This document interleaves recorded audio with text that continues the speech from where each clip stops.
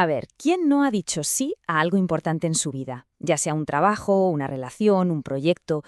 Pero, ¿qué pasa cuando ese sí te exige básicamente renunciar a todo lo demás? Hoy vamos a darle unas cuantas vueltas a 3 conversaciones de hace 2000 años que nos van a obligar a preguntarnos cuál es el coste real de nuestro compromiso. Esto nos suena a todos, ¿verdad? Esa vocecita que siempre nos susurra al oído, va, ya lo haré mañana. Vamos, la procrastinación en estado puro. Pero los encuentros que vamos a analizar hoy no van de posponer tareas, no, van de posponer la vida entera. Y plantean una pregunta que es bastante incómoda. ¿Qué ocurre cuando la decisión más importante de tu vida no puede esperar a mañana? Y aquí es precisamente donde la cosa se pone seria, porque el desafío que plantean estos textos tan antiguos no va sobre cómo organizar tu agenda, sino sobre una llamada que lo cambia absolutamente todo, una que exige un sí o un no en el momento, sin peros, sin condiciones. Para que entendamos bien la tensión del momento, tenemos que situarnos. La historia, que está sacada del Evangelio de Lucas, nos cuenta que Jesús acaba de tomar una decisión, firme, irrevocable. Va a Jerusalén. Y ojo, que esto no son unas vacaciones, es el tramo final, la recta final de su viaje. Y cada palabra, cada encuentro cuenta. El reloj, como quien dice, está en marcha. Y es justo en este momento, en este pico de tensión, cuando aparecen 3 personas. Las 3 le hacen la misma promesa. Te seguiré. Suenan con mucho entusiasmo, ¿verdad? Pero sus conversaciones nos van a desvelar lo que de verdad cuesta comprometerse. Vamos a ver qué pasa con el primer voluntario. El primero se presenta con una confianza que casi arrolla. Te seguiré a donde quiera que vayas. A priori suene como el discípulo ideal. ¿A que sí? Es como un cheque en blanco. Pero la respuesta que recibe no es precisamente una palmadita en la espalda. Es más bien un jarro de agua fría sobre todas sus expectativas. La imagen es brutal. Pensémoslo un segundo. Hasta los animales salvajes tienen un sitio al que llamar hogar, un refugio.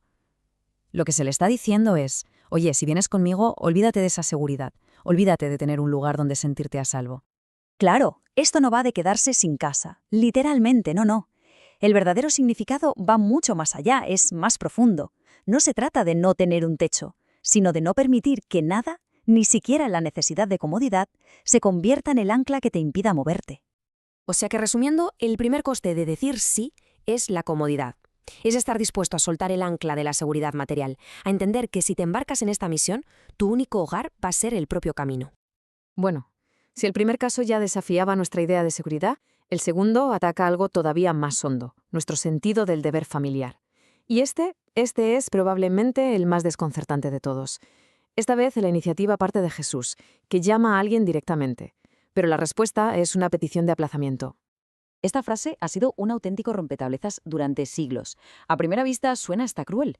¿Cómo que ignorar el entierro del propio padre? Parece inhumano. Pero para entenderlo tenemos que descifrar a qué se refiere de verdad con eso de los muertos. Aquí está la clave de todo, ¿eh? Cuando habla de los muertos, no se está refiriendo a la gente que ha fallecido, se refiere a todo aquello que nos ata a una vida sin propósito. Son las ambiciones, las comodidades, las obligaciones que, aunque parezcan muy vivas, en realidad nos impiden vivir de verdad. Así que los muertos son todas esas cosas que nos distraen de lo que de verdad importa. La búsqueda de estatus, el dinero, incluso esas obligaciones sociales que nos mantienen ocupados pero vacíos. El mensaje es radical a más no poder. La misión es lo primero, por encima de cualquier otra cosa, por muy respetable que nos parezca. Y llegamos al último voluntario, que parece que ha aprendido la lección. Se ofrece, pero pide algo que la verdad suena totalmente razonable. Déjame despedirme de mi familia. ¿Qué puede haber de malo en eso? Es una simple cortesía, algo que haríamos todos. Pero la respuesta es otra metáfora, esta vez sacada del campo.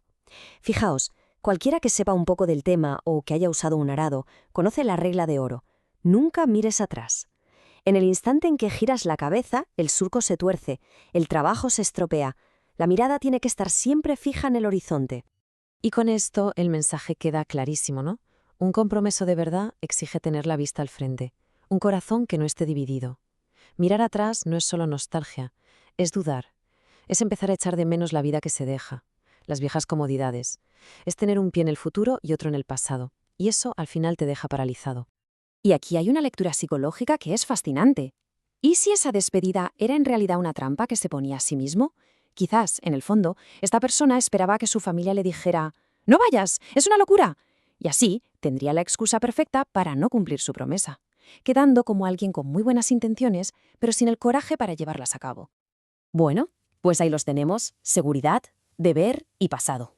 Estos 3 encuentros nos dejan casi sin aliento y nos pintan un cuadro, bueno, muy, muy exigente de lo que significa de verdad decir sí.